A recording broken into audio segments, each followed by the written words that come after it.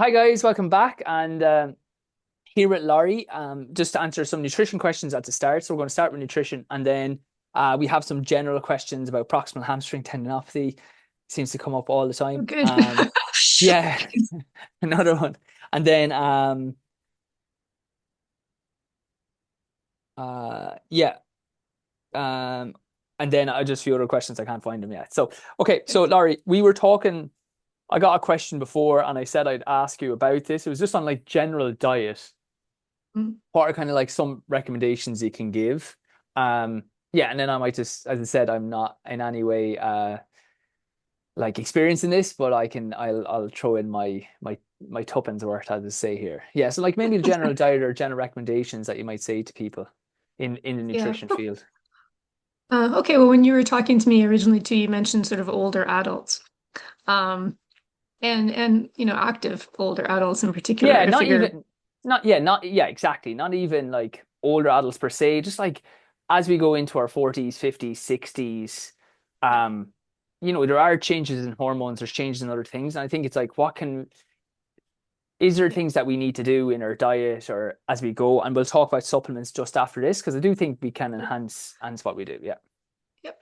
Okay. So, I think one of the key ones that a lot of women in particular tend to underdo, and I think it's because we have generally, I know I'm generalizing here, but often more concerned about weight and weight gain. So women tend to, especially active women, I think, underconsume calories, but particularly protein. Um, and the issue with protein as we get older, first of all, one thing I want to remind people of is proteins aren't just for muscle health, although obviously that's a big deal, especially for athletes. But you need proteins also for things like hormones. You need proteins for your immune system, like your antibodies are proteins, your digestive enzymes are proteins, and so forth. And as we get older, what happens is our bodies get less efficient at recycling proteins.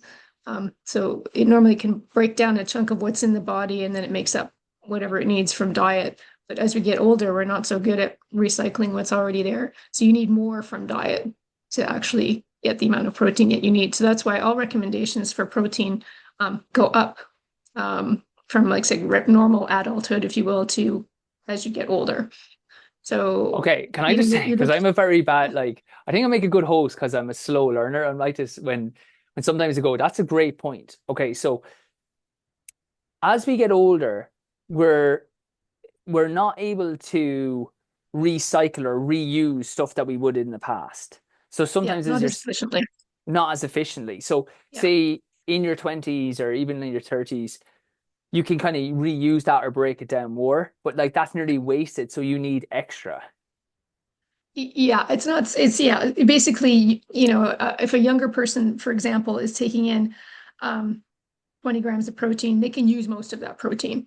Yeah. Their body's better at Metabolism and converting that. everything can Yeah, yeah. Whereas, the older person doesn't use it as efficiently. So they need more of it to be able to make up for the fact that of each gram they're taking in or whatever, maybe they're using a fractional amount less of it. 100. That's brilliant. That's actually really look, that's paying the price of the admission here, lads.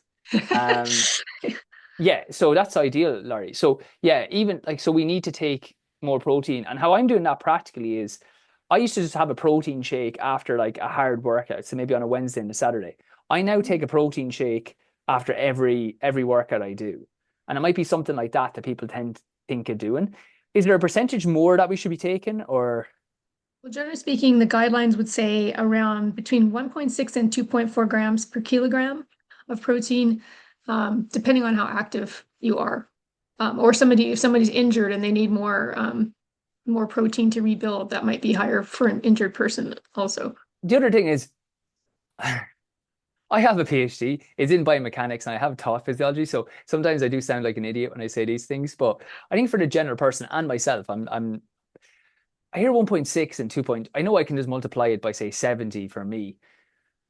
But then I'm going on things. I'm like, I couldn't be arsed doing that. Like w with proteins, you break them down a lot. So if you're having more, like say having an extra protein shake every day, as long as there's not a lot of sugars in, is there any harm? Is there rather than looking at 1.6 or 2.2, is there an easier way of doing it? As it like say as I'm doing it, okay, I'm having an increased, I have a protein shake every day now. So that's an in lot increased, like that's 30 grams extra of protein.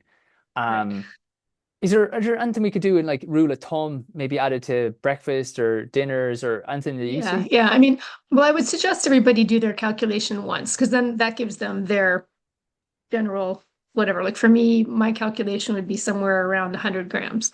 So it's easy for me to think of 3 meals at 35 a meal, something like that. But then you have So to look at like what a chicken breast, how much chi protein's in a chicken breast or right, whatever. right, yeah, yeah.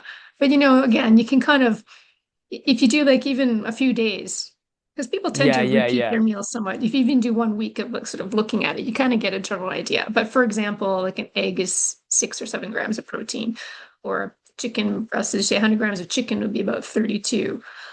That's another thing people sometimes mix up. I've heard this from a lot of my clients. And again, I don't mean to insult anyone's intelligence if they don't think this way, but often sometimes people look at and say, well, I just ate 150 grams of chicken, therefore I've had 150 grams of protein. Yeah, That is exactly. They not think it's correct. pure Like, protein. yeah, it's not pure protein. There's a lot of it is water and, there's some fat. So don't think about, you have to kind of know what the contents are. But, example for breakfast, a lot of people might have an egg and a piece of toast with some peanut butter, where they might be getting 12 grams of protein in that. And I think they Yeah. don't realize how low that actually is because especially at breakfast, there's a lot of research to show that you need a certain amount of a particular amino acid called leucine. And amino acids are the building blocks of proteins, and leucine tends to be high in complete like animal proteins. And if you don't get about 30 grams of protein at breakfast, you're not likely to get the sufficient amount of leucine to actually trigger muscle synthesis. So if you really want to get yourself going in the beginning of the day and have your body into like let's build muscle mode, you need to get around 30 grams of protein at breakfast. So I think one of the biggest mistakes people make is they have very low breakfasts in terms of protein. But also, protein will help with satiety and making you feel like, basically making you feel full, keeping your blood Yeah. sugar steady. So you're less likely to have that kind of mid-morning crash where suddenly you're like craving and, sugar. Yeah, You want a yeah, donut, you yeah. want a whatever.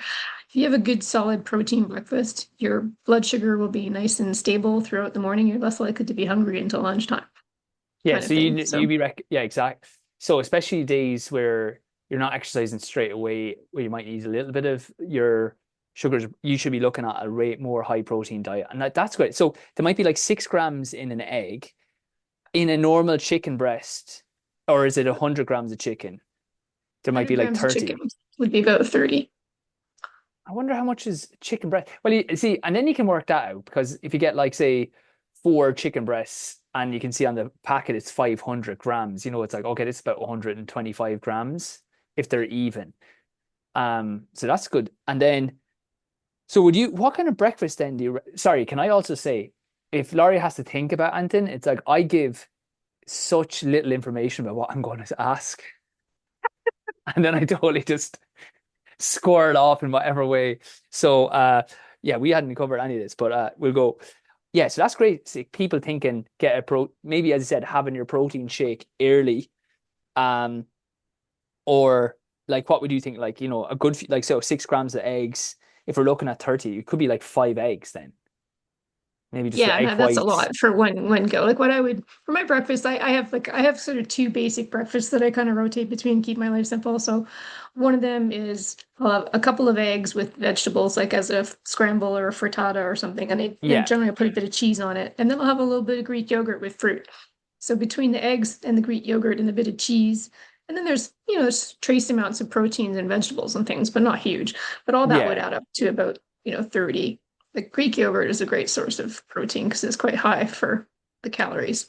I also think what you're saying there, because I'm the exact I was just going through what I eat, and it's having like having your food boring in terms of like not having to think, I think it's such a big thing. Like just getting into a routine that if you're used to like, okay, 3 eggs and I've like chopped up my peppers or whatever else is going into it, or my little bit of veg or spinach, and it's just like I just know I can have maybe the mix med the night before. I just know, bang, that's what I'm getting in the morning. Or if I'm busy, it's like the yogurt's there with like Greek yogurt with some stuff is great advice. Or it might be you have a bowl of porridge, which is more way more carbs, but you have your protein shake ready to roll. Yeah, Which, sometimes I combine those, or I do like an overnight oats that I do with steel cut oats, milk, bit of chia seed for fiber, extra fiber, and cinnamon. And then in the morning, I'll add a bunch of thawed frozen fruit, almonds, sesame seeds, sorry, pumpkin seeds, um, sunflower seeds, and then a bunch of, it's called farmer's cheese here. It's kind of like a cottage cheese, but doesn't have all the additives that your average cottage cheese has. So I'll crumble all that in. So that adds a ton of protein to it too. So that breakfast is about 35 grams of protein and takes no time because you've done most of it the night before. You're just adding a bunch of stuff the next day. yeah, this is absolutely gold information, Laurie. Honestly, absolutely And gold. the other one a lot of people forget, one of the easiest ways to get a really high protein breakfast is eat your leftovers from dinner. Like make extra dinner and eat that for breakfast. I'd say this, if I had to lose weight, I've always said, like, if I want to get into the dinner diet, I would literally, I just can't, because you just have veg, you have your meats. If I needed to lose weight, it would be just eating dinner, dinner at lunch, dinner at dinner time as well. But okay, that's great. And as you said, people can underestimate. Um, I'm going to come back to fiber as well because you mentioned it once or twice, but we'll continue on. I think just to recap there, which is so important, is like if you can get 30 grams of protein in your breakfast, either through your Greek yogurt with fruit, your eggs, and then adding in, well, no, just eat, look, if it has to be just eggs, grand, but can you add in eggs with your vegetables and stuff just for like to beef it up a bit, with a slice of toast or whatever, and then or I said cut oats with like chia seeds for fiber and then maybe some protein kind of into that, like overnight oats. And most people are probably getting so little, and that can satisfy you because protein it can satisfy you, and so you don't feel hungry. You're not getting these spikes and then dips in your blood sugar. And also, a protein is very hard source to break down. So it takes your body longer. You're not going to like be storing that the way like sharp sugars get like insulin comes in and stores it away as fat. So that's some really good Protein take doesn't homes. get stored either. Protein generally doesn't get stored. Yeah, just gets peed So out, the doesn't it? yeah, so you basically want to also spread it out through the day. You don't want one giant amount and then nothing for the rest of the day because you need to kind of keep replenishing. So you want to do like three good protein hits a day, if not four, to get your needs. Class information again. Didn't think about that because sometimes I would be, like hydration is probably safe, but I'm like, right, we're attacking this early and we're just getting our liters in and then we're just chilling the rest of the day. Yeah, 3 or 4 like times in the day for Mm. protein. Okay. And another one too, I mean, you kind of alluded to it with a protein shake, but for example, like milk makes a good recovery drink because it has in it milk sugars as well as a bit of Yes. protein. And especially if you add like a little bit of cocoa or something to it to make it more interesting and a little bit more sugary, whatever, that's a good quick recovery drink. So if you come back and maybe you're not going to have a chance to eat your breakfast for like another hour, you've just gone for a run or whatnot, you could have a glass of milk with something in it, and that will kind of help kickstart recovery. And then you can have like the bigger amount of protein with your breakfast, but you've already started off with a good 9 grams in a cup kind of thing. Yeah, brilliant. Yeah, like just little simple things. And again, as you said, it's just like getting into a routine. One Yeah. thing, just before we go off, I know this is total squirrel question. Do you know sometimes people say like fruits? Like sometimes people are like they're a real bad guy, and then other times it's like I always ask myself, it's like no one got fat eating. And I don't feel like anyone got fat eating fruits. Like I don't feel like I see someone and they're like, it's just I just can't. I eat so many blueberries and I'm fat as a pig. Like it's not, Yeah, yeah. it's Well, that's the thing. I mean, that's I'm where like the eating no, whole I'm food eating thing, non-stop apples and it's like, oh my God, I'm yeah, so big. Like, yeah, they're kind of self-limiting, and the fiber in them helps kind of keep the blood sugar steady again, right? It's when you have these blood sugar spikes, that's when insulin comes in and says we got to do something with this sugar, and if only a certain amount is needed in the cells, then it will go into like the muscles if there's room, but if there's no room, it goes to fat, right? But if your blood sugar is raising slowly or keeping in control, that won't happen. So what happens is people drink a big glass of fruit juice. Well, there's no fiber in that at all. So it's just Yes. straight sugar goes straight to you. And so you can drink a lot of it. You can have the equivalent of like cups and cups and cups of fruit in a fruit juice, Yeah, because it yeah, doesn't yeah. fill you up, it doesn't bulk you up. So generally speaking, eating the whole fruit is the way to go. So don't have orange juice, have an orange, that Yeah, sort of yeah. thing. Yeah, don't drink Uh, your fruits, basically. Yeah. yeah, yeah. But there is sugar in them, so you got to be a little cognizant of that. But you know, especially if you're picking things like berries, like they're quite high in fiber. Like raspberries, a group of raspberries has about 8 grams of fiber, which is, considering that's something we'll talk about next, but fiber is something people don't get enough of. Yeah. So berries are Yeah, a good I source think of it that. is. I think sometimes there's the people who are kind of ignoring everything about nutrition, and then you want to be in that sweet spot. And then I feel like there's the ones of like, your Brian Johnsons in the world, like kind of it's all OTT, and it's like, Yeah, yeah, I think if you're at the stage where it's like, oh, do I need to cut fruit out? It's like, I don't think so. I think it, as you said, there's a lot of fiber in it. There's things that are kind of self-regulating in that. It's different yeah, than a fruit juice, or like the juice, like having loads of orange juice with no fiber, which does have a lot of the sugars. yeah. Okay, And also sorry. fruits have a lot of like flavonols, like colors in fruits. The colors in fruits and vegetables, all the different colors actually represent different compounds that have good health benefits. So that's the other thing. You want to have a lot of color in your diet because then you're kind of covering the range of helpful Yeah, compounds that are out there. And diversity is important, particularly when it comes to, the health of your gut microbiome, which is all the gut bugs that live in you. They really keep you alive. You know? yeah. So, And so, gut health is I such a yeah. big topic now, isn't it? Yeah. So I think, you want to aim for, I'd say 5 or 6 cups of fruits and vegetables per day. Maybe two, two of those servings would be fruits. Like I would normally have, say, half of banana to a whole banana before I go for a run. And then I'll either finish that banana when I get back if I didn't finish it all beforehand. And then I'll have the berries and my oats, whatnot. And then at lunchtime, I'll have like an apple or a pear. Um, and then sometimes at dinner, like my quote dessert is a clementine or something with a piece of dark chocolate. So I'll get three, 3 to 4 sometimes servings of fruit a day.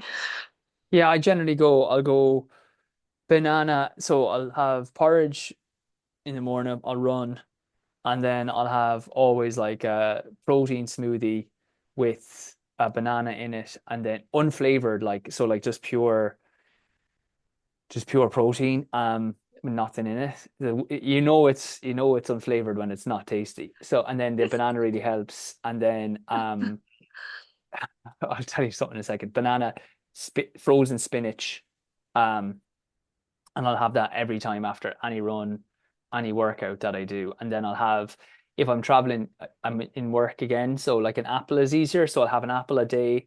Or if I was at home, I generally like having an orange. I'll have one or the other, or sometimes both if I'm feeling crazy. Yeah, yeah.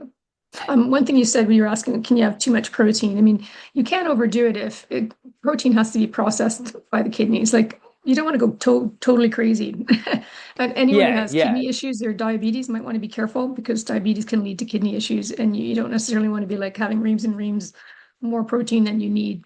Because even though the body will get rid of it, it can be like hard on the kidneys to do that. You don't want to start causing kidney damage. So as I say, I think it's helpful for people to kind of look at their weight once, do the calculation roughly based on how active they are, and then just keep that in mind. Um, yeah. Analyze a couple of days of your diet, you get a feel for it, and then you don't need to be counting after that. But Yeah, and I think what you're like, I lived with guys who were playing high level rugby and body, but like now they were young, so they're getting away with it. But they were they were packing away. You couldn't believe how much protein they were put, like yeah, shakes all the time, mad things of like tuna, like massive bowls of it. yeah. It seemed See, so. women I are think more one, likely to, yeah, yeah, I mean, women are more likely to underdo it because we tend not to eat so much, yeah, you know, yeah, to try to kind of weight watch whatnot. So that's a generalization, but it's most of my probably clients, their issues were accurate. too Yeah, little protein, not too much. yeah. Yeah. I feel like it's like that with the dinner diet. Like it's like sometimes I get a bit conscious in work when I bring in my dinner. Like they're like, "Oh my God, what am I looking at? Your plate is massive." But like that, I feel like with protein or things, I feel like, as you said, if you're eating more meat, um, you're not going to put on weight. Like I think those foods have such benefits, or your fruits, they have such benefits, but they're not. And then they fill you up. I feel like it's a Yeah. lot of times people being good, good, good, and then it's like blood sugars are low, and then they have like a splurge, which is like crazy amount of calories. They have that chocolate bar, they have the crisp, they eat a lot more of the stuff they really shouldn't. Where if you're having stuff earlier and eating, you're kind of giving yourself the chance where you're like not feeling that you need that like dip of Yeah, the other yeah. I mean, stuff. if you're hitting the right amount of protein and you're hitting a reason, the right amount of fiber, you're full. Like you're not going to be stuffing back to cookies. Yeah, yeah, yeah. You're just going to be full. Yeah, yeah. Yeah. Okay, let's roll on. Do you want to talk about fiber then, or do you want to go into Uh, sure, I'll just do a quick thing on lunches? fiber because that's again the other place where I think most people really don't quite meet their targets because you're looking at for women 25 grams approximately per day, and most people are lucky if they're getting 10. Yeah. So again, it's a lot of people just aren't eating enough of the fruits and vegetables, which contain fiber, but also like whole grains and legumes, things like beans and whatnot. And I think one of the issues is sometimes people like they have beans and whatnot, and then they go, "Oh, I get a bit gassy or I get a bit bloaty. I was uncomfortable, so I stopped." The thing is, usually that means you haven't had enough, and then you start eating it, and then the gut bugs kind of feed on it, and you're not used to it yet. Your body hasn't accustomed itself to it yet. So you will get gassy and whatnot.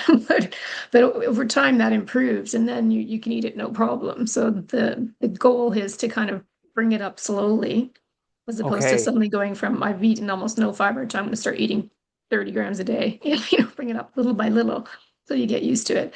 And also you need to drink a lot of water if you're going to suddenly increase fiber because otherwise you're just going to get yourself constipated. So, Yeah, yeah. but the fiber is like really important for things like as you get older, like, people worry about levels of cholesterol. Well, cholesterol is cleared from your system in your stools, right? So if Yes. you aren't passing regularly, that cholesterol can get reabsorbed into your system. So fiber is important for that. The other thing too, fiber is what feeds your gut microbiota. And if they can't get it from food, they'll start actually eating the mucus lining of your gut because they need to live on something. And so that creates They're issues in there, with guys. yeah, Those sons there. of bitches, they'll take what they can. But Okay. they keep you healthy. Like when you make them happy, you will be much healthier because they basically mediate health. You're almost like you're just carrying around your gut microbiota and you're as healthy as they are, kind of thing. That's a great line. So So you're as healthy as your gut is. yeah, yeah. I mean, and if your gut microbiota are forced to eat the gut lining, well, the gut lining, the mucus layer of the gut is kind of what helps with your immune control. Like it keeps pathogens out. It helps with inflammation. So if that gets, winnowed down, you can end up with autoimmune diseases. You can end up with colitis, IBD. It's even linked with bowel cancer, right? So you want to keep your gut bugs fed.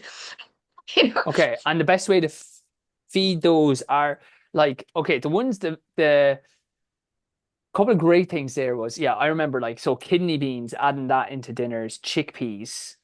Yeah, Uh, Thomas Chamney, my old coach, I know I've said this loads of times, he was always mad about that. And I remember the first time he was like, "Oh, how are you getting on?" It's like, you need to have chickpeas added. So we'd add kidney beans to any like spaghetti bolognese. So we'd add veg.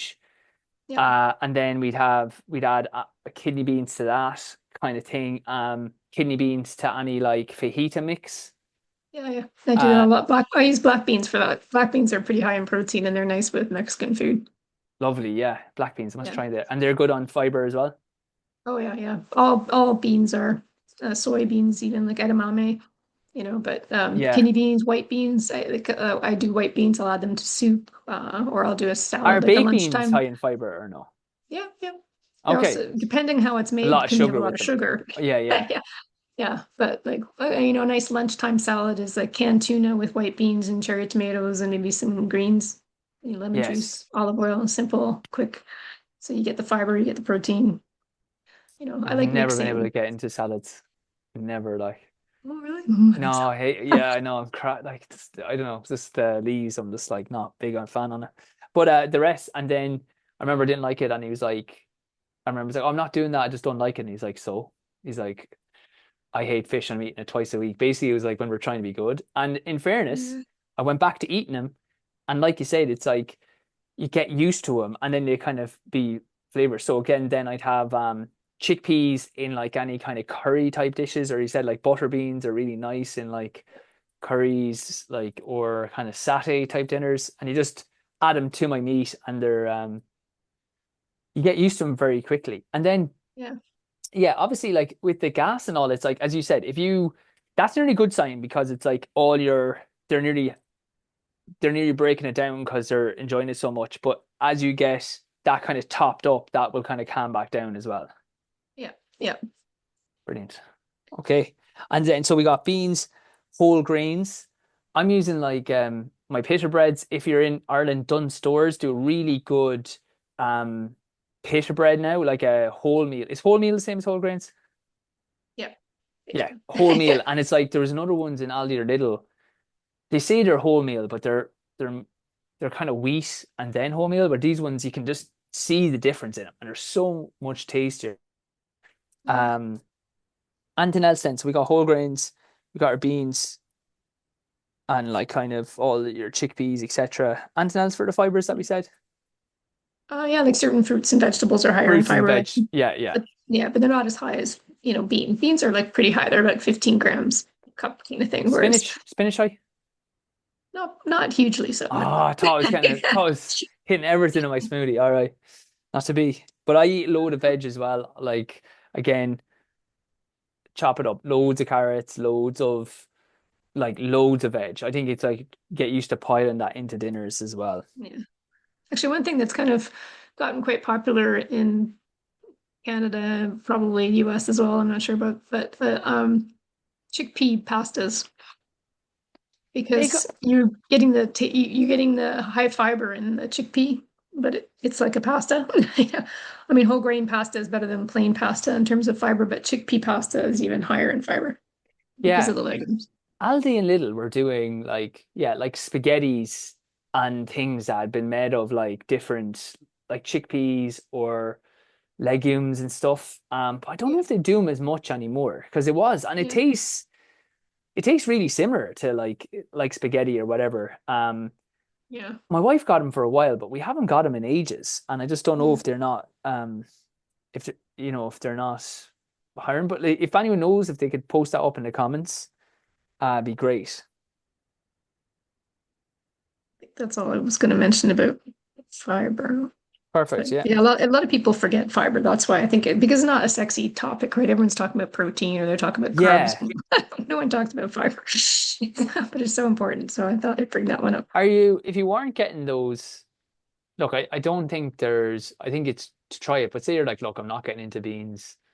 I have X amount of fruit. It's probably not enough. We'll get on to we'll maybe talk about supplements. We can come back to that. Maybe should we take a fiber supplement? We'll come back to that. We'll just keep going on general diet and then I won't distract us so much. Okay, that was the main stuff on general diet, with Perfect. the exception of, from my perspective as a female runner, although I'm not professional by any means, but I made kind of a classic mistake a while back that a lot of women I think make, and I hear it a lot on other podcasts, is exercising without eating first. Because Okay. a lot of people exercise in the morning, and I remember Yeah. reading somewhere, oh, exercising fasted is fine because you'll draw your fat stores, and that will help you slim down. So I mean, I was doing stuff like running marathon or half marathon training on like nothing, Yeah. Yeah. you know, which I think just it wore me down. Like it did wear me down, and I didn't know why, but now I understand it a lot better, is that especially women, in the perimenopausal years and whatnot, is when you go out and exercise in a fasted state, like maybe you haven't had dinner since like you finished dinner at 7 o'clock. So you've finished eating 12 hours before and you're going out on nothing.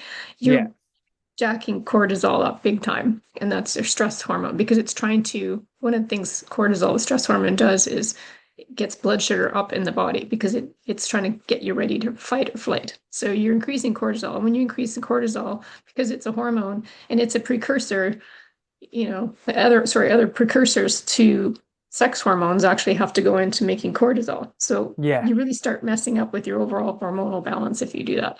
So I think and the other thing that some people don't realize too is when you're exercising is about the only time you can get blood sugar directly into the cells without insulin being required. So eating before running, it's a good time to make sure you can eat something and it's not going to get packed into fat because you're going to use it right away. you know, Yeah, yeah, and yeah. insulin is not required. So it doesn't impact your insulin sensitivity. It's not going to make your blood sugar spike. It's going to fuel your run. You're not going to go into a stress mode situation, which is going to cause breakdown to start. That is So that is such good information. That's such good advice as well. And like what I love there is the rationale because people do take like a theory sometimes. So they're like, oh, well, if I don't have that, I'm forcing my body to use the fats, and then that's going to be I'm getting better at like because I said I know a guy he used tried to do a marathon on it and it didn't go brilliant. Where fasted states and use that cells, and in theory it sounds good. It's like, all right, well, I'm expending these calories, but I'll have to take them from my body. Whereas as you say in there, it's like I didn't know that like when you're exercising you can take the energy you have is being directly used by the cells. It's like you don't need your insulin, you don't need anything to kind of replenish. And then secondly, as you said, if that's spiking cortisol for men or women, it's like cortisol is linked with um the sex hormone. So if you wanted like a boost in testosterone, or if you want your estrogen or your testosterone or your progesterone like higher, it's like, and you're worried about those hormones, it's like, well, you can't be taken from this and thinking it's going to work. And again, as I said, an elite level, I've started doing a little bit more. Is like having like a gel. They're doing it on long runs. So not only are they pre-fueling, they're like we would have never ever taken any gels on a long run, even if it was 2 hours. It's like you get home. Now they're doing it on hard sessions. They're doing it on hard long runs. mhm. And like the guys, one of them's on scholarship in America, and he said we've had way less illness and injury. And he's like, I think that's one of the main reasons. We're like Yeah, fueling as we go, which makes sense yeah, because the fuel exactly. there is being used straight away. Yeah, you want to fuel before, in, and after your runs because when you think about it too, when you're providing the fuel beforehand, it means you can do your workout to a better capacity. Like you're going to be better at it because you Yeah. have the fuel to do it, which means you're going to be able to perform better during your workout. And the whole point is to perform well and then adapt well afterwards. So if you're having the fuel you need beforehand to perform well and continuing to perform well by taking the fuel on as needed in your workout and then afterwards eating to kickstart your recovery, you're going to have the best chance at adapting properly to that workout, like to doing your best workout and then recovering properly afterwards and maximum adaptation, like maximum benefit from doing it. Because the whole point of doing it is to get better from it, right? And you know what though? I feel like sometimes when you say that, it's so obvious in ways. It's like, yeah, like if I'm well fueled and hydrated beforehand, I can then run better, feels easier. And then if I fuel afterwards, I recover better. So then that's like I'm not having to like stress my body a lot, which then like my hormones don't have to like, go into a stress response to get to improve all these things and they can stay higher. And then if I have more optimal hormones, that allows better like muscle synthesis, that allows better like, balance. And like again, it comes back to well, the first point I was going to say was because that is so common, that's getting drowned out. And I feel like we do need to say that time and time again. So, Laurie, that's been so good because you get all these mad theories and you hear them. And like, running fast, I don't run fasted, but I'd hear that honestly more. And like, oh, yeah, they get to mobilize their fat cells. Then I do hear what you're saying.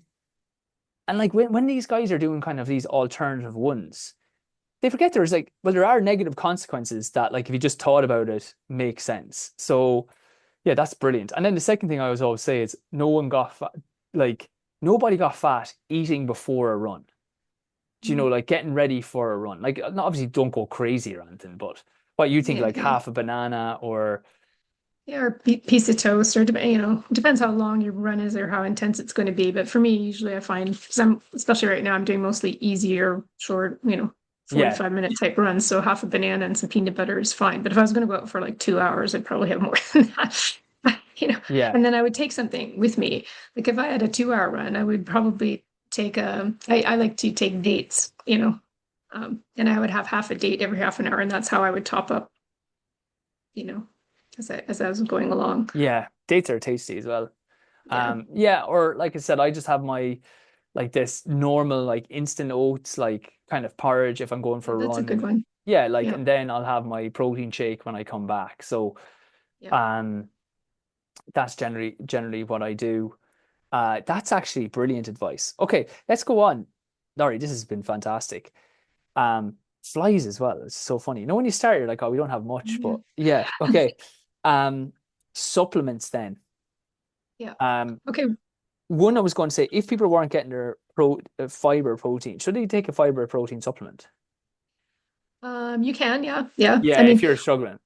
yeah, my thing has always been try to get it from food first. And there's a couple of Yeah, reasons for that. One is there's a synergistic effect in food. Like when you have a whole food, you're like, for example, when you have a bell pepper, you're getting vitamin C, sure, but you're also getting all these flavonoids and these yeah, anti-inflammatory compounds and things like that. Whereas when you take a vitamin C pill, you're just getting the vitamin C. And there's a lot of research that imply that it's all the synergistic benefits of all these things that makes vitamin C so 100%. valuable. It's because that has all these other things. So it's always best to get what you want from food. And the other thing is food tends to be limiting, right? You can accidentally, like for example, iron. If you're supplementing iron instead of eating iron-based foods, you could way overdo it. And that's dangerous. Yeah, Whereas you're unlikely to be able to overload iron unless you have some kind of there's a syndrome where you just can't get rid of iron and then you got a problem. But but for the most part, for most people, you're not going to overdo it on any particular vitamin by taking the food in. But if you're taking supplements, you can. So you have to especially be iron careful with guys that. in Ireland. That what she's talking about is hemochromatosis. 1 in 9 Irish people have that. Oh, excellent. All Yeah, right. good old closed island. It might be getting less now. We're finally embracing the world a little more. People can't get Oh, enough of this rain.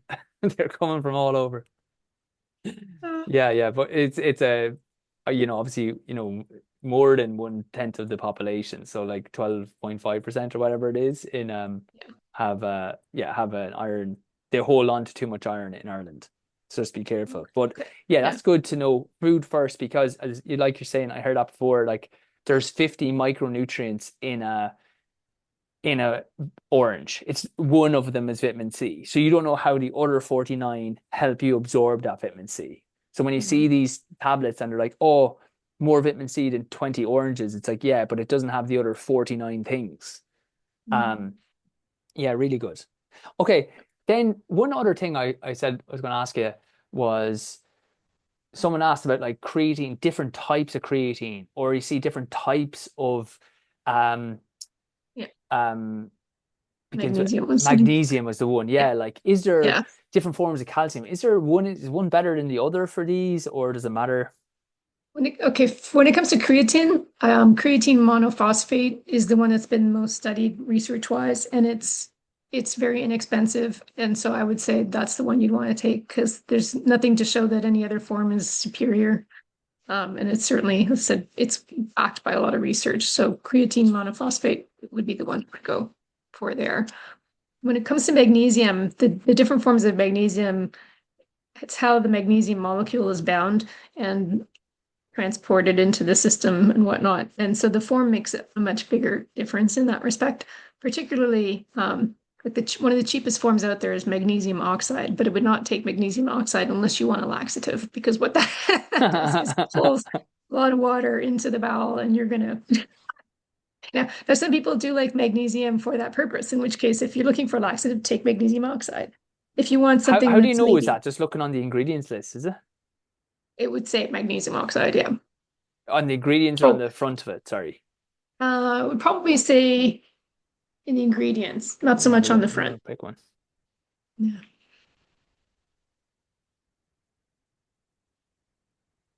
Gonna look up the one I have. You Uh, probably got it just glycinate, I'm says guessing. manganese, magnesium. It just says magnesium, 60 milligrams. Nothing on the back. That was said on the back. I'll have to look that up now. What's the brand? I may not know the Well, brand. Wellman, Wellman Oh, okay, I don't original. know that one. Yeah, you might want to just double check what's in that. You Yeah, they should have to put that though, because should yeah, have to put it, I would think. Yeah. we should look. Okay, I'll Because there find out are like that. I've got 8 that I looked up. Here's 8 different forms. 8 different forms of magnesium. Yeah. So like a citrate, magnesium citrate is a pretty popular one. It's also got a bit of a laxative effect, but not as badly as magnesium oxide would. Um, and you often see that in a product here called Calm, because magnesium tends to be a calming kind of thing. Yeah, It's part of the muscle contraction, like calcium, magnesium create the muscle contraction relaxation effect. So magnesium is the relaxation side of it. So when you talk about timing of supplements, sometimes people like to take magnesium at night because it will help calm them down, but it's not like it especially if they have changes the like that absorption. restless legs or spasms in the muscles. Yeah, That's one I always yeah, tell people to do. yeah. Magnesium glycinate, it's one where the magnesium is attached to a glycinate molecule, which is a protein, and it's good. It's considered kind of a good all-rounder. Good for stress, easy on the stomach, easy to absorb, good for sleep. Um, then there's one magnesium malate is meant to be good for supporting muscle function. Some people time there's some research that showed that if you have migraines, it might help with that. Um, sorry, not malate. That's fibromyalgia. Sorry, the migraine one can be with oxide. Taurate, magnesium taurate is considered good for heart health, regulating blood pressure.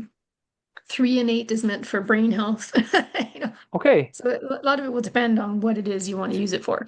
is there any others? If you just go through them, because I think if people are listening to, these are things of like, if they don't affect us, you'll just be, that's 2 seconds to go bang, bang.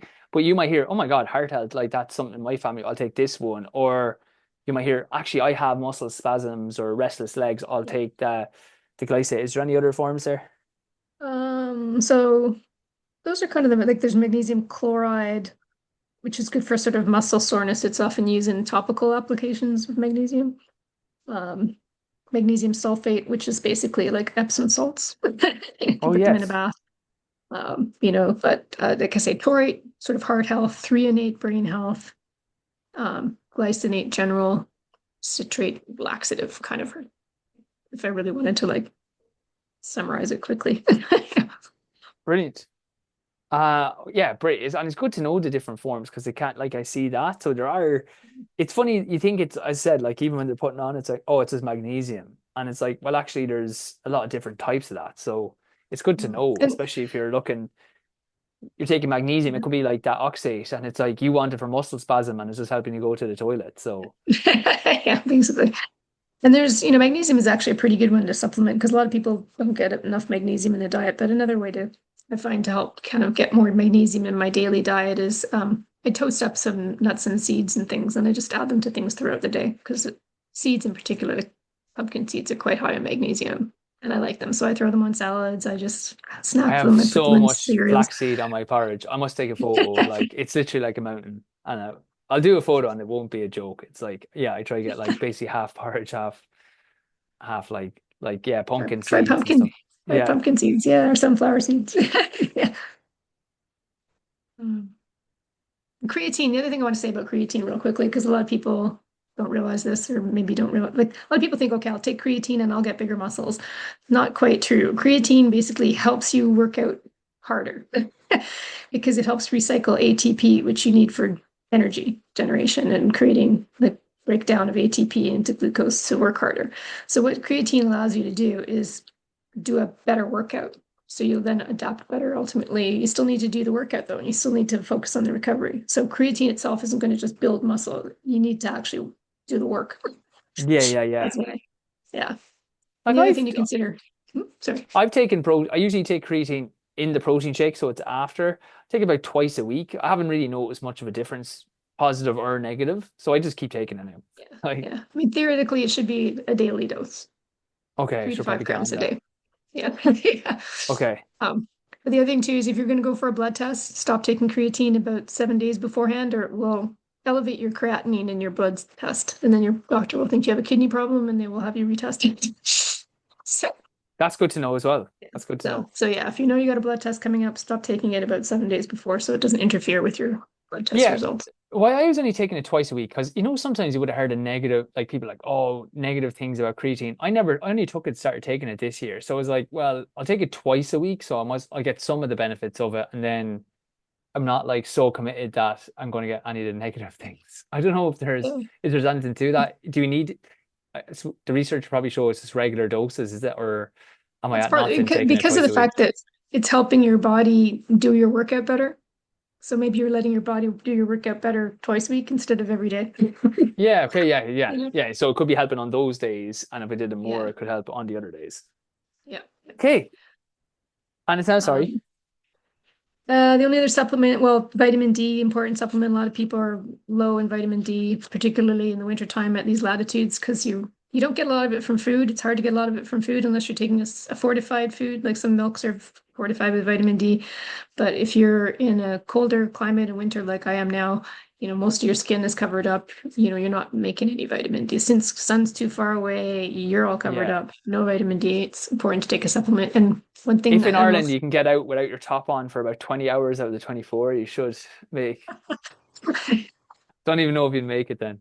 yeah, yeah. Yeah, yeah. Um, but D is really important for a lot of things, but a lot of women may not realize D is required for calcium absorption and deposition into bone, which is important for osteoporosis, obviously prevention osteoporosis. So, D and calcium supplementation should always go hand in hand. Like if you're taking a calcium supplement, you should also be taking a D supplement to make sure it gets where it's going. But D is, you should get it checked once in a while, so you're not overdoing it. You don't want to Overdoing it overdo either. D because then you can end up depositing calcium in places you don't want it deposited. Yeah, yeah. Yeah. But in And general, it's something. yeah, yeah. Go on, sorry.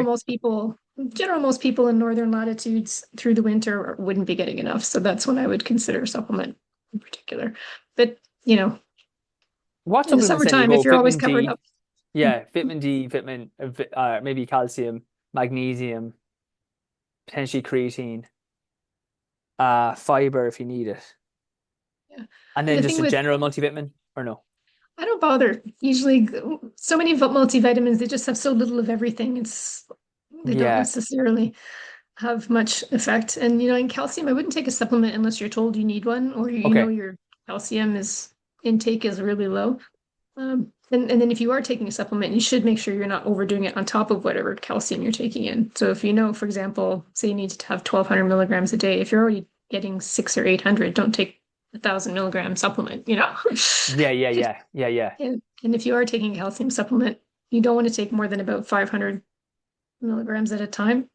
You want to That's spread such, that I'm out. just going to re-emphasize that because that's so important, guys. It's like there is a thing, and it's even with training. It's like if a little is good, a lot must be brilliant. And that's not always the case. It's like if like as you said, look at how much sometimes it's marketing that's like that. It's like it's got 20 times the vitamin C of an orange. You don't need 20 times the vitamin C of an orange. Or, oh, your recommended daily allowance of calcium is 200 milligrams or whatever it is. We got 1,000. It's like you don't need that. So you don't just see because it's on this of like it's got loads of it that you need that. Like look at what the recommendations are and then base on that. If it's miles above the recommendations, just be wary. Yeah. And you always want to go, as I say, food first. Um, you want to check before you take any supplements, if you're taking any prescription medications, things that may interact or interfere, that there are real interactions that can be dangerous if you're not careful. Um, so you always want to make sure your doctor knows any supplements you're on as well. And also, they can be a waste of money if you're already getting the food. Like the effectiveness of a supplement is based on a deficiency. Any studies that show benefits are usually because someone's been deficient in something and they've taken it, it's improved their health. If you're not deficient, it's not going to do anything for you. you know? So there's really no point in taking a supplement in something you're already getting enough of in your diet. So Yeah, that Laurie, this is absolutely flowing. Like this is great. Okay. So funny we start. I have like three things and like that was better than I thought it'd be already. Like I think there's so much good practical and takeaway advice from that. And I think I think people will really love that. I didn't really get onto my questions, but I feel like this is such a good. I'm just going to quickly go through these questions. So, Laurie, thanks so much. But uh, one was I have a right proximal hamstring tendinopathy, for which I've been doing. And sorry, and Laurie's on this a lot. So if you have follow up questions, again, just throw them in because they're actually like I learned a ton there. But I have right proximal hamstring tendinopathy, for which I've been doing Pilates rehab program, and the pain settled considerably. Thank you. Great. Started doing some easy runs and haven't irritated the proximal hamstring pain. However, after about 7K, both hamstrings feel very tight or crampy, and bicep fem insertion is a bit sore. I feel like I'm overusing my hammies instead of my glutes. Any suggestions how to activate the glutes when running? Uh, no. Like what you'll do is just keep building up the strength of the glutes with your Pilates, with your strength training, and then that will take over from the hamstring. The other thing is as well is just respect it. If after 7K you're getting crampy, try keep the runs at that level just for a while, just to stay below that pain and level it up. Even if it's a little bit longer in your build up, you could do 7K and feel like, oh, I want to do 20 minutes more. Well, then do 20 minutes of Pilates or upper body gym or something in that time, and then that can you can gradually, progress after a few more weeks. Maybe you can get to 8K before that's occurring. I wouldn't be looking at squeezing glutes or doing anything stupid on a run. Just as you keep building up the strength, that will help. As well as the proximal hamstring rehab, uh, I'm doing the banded glutes add-on. I'm doing the banded glutes add-on for from the October session. Brilliant. Okay, yeah, yeah. I think you're on the right lines.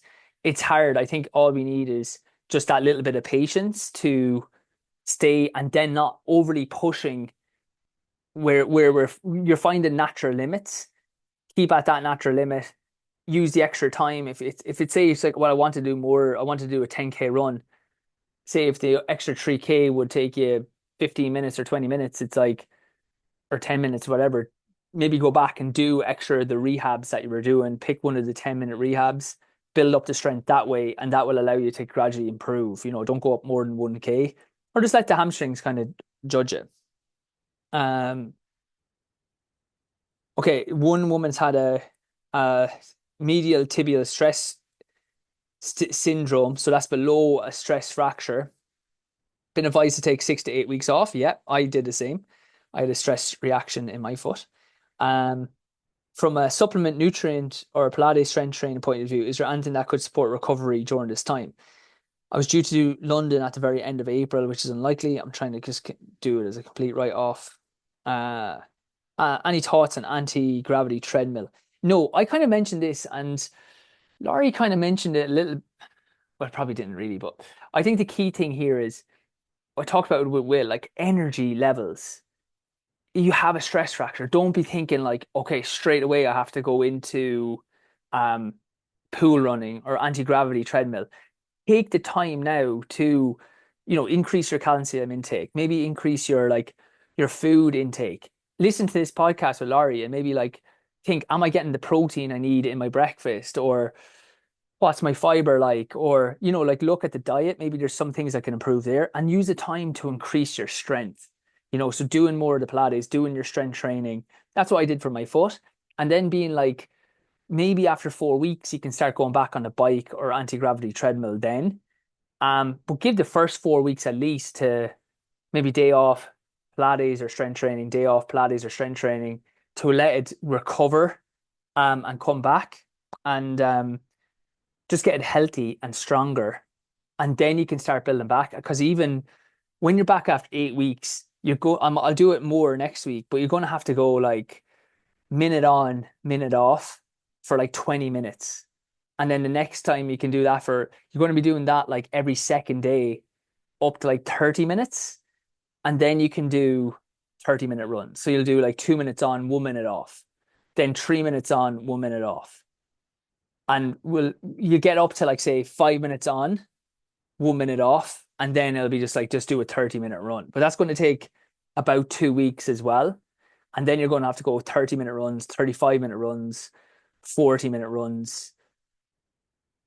And when you can start progressing a bit more, then it'll be healthy. But it's I wouldn't be thinking you're back in April. It's like it's a longer way back than you think. not in a bad way. Like you can still do a lot of training, but I wouldn't just do 8 weeks of this unless you're at a very high level and just try to jump straight on. I would use this to be like, okay, I've kind of overdone this. Let's look at like diet, listen to this podcast, give it a 5-star review, give a little like or comment to Laurie. Look, people helping people. And then yeah. And then if you want any more advice on that, we'll just talk about the cross training. So no cross training basically for the first 4 weeks. Pilates, strength training every second day. And then you can start adding in the cross training and then come back to us and we'll do me and Will can talk through like how you would progress when you're coming back. Because after the 6 or 8 weeks, it's not a case of like, oh yeah, to start your marathon training again and let's lash into it. It's not that. Like even with my foot, it's not that. It's minute on, minute off, and build it up again so that it's not the shin is a lot stronger than the foot, so I have to be more careful with my foot. But even still, if it's like a stress reaction, you just want to like put an appropriate load through it.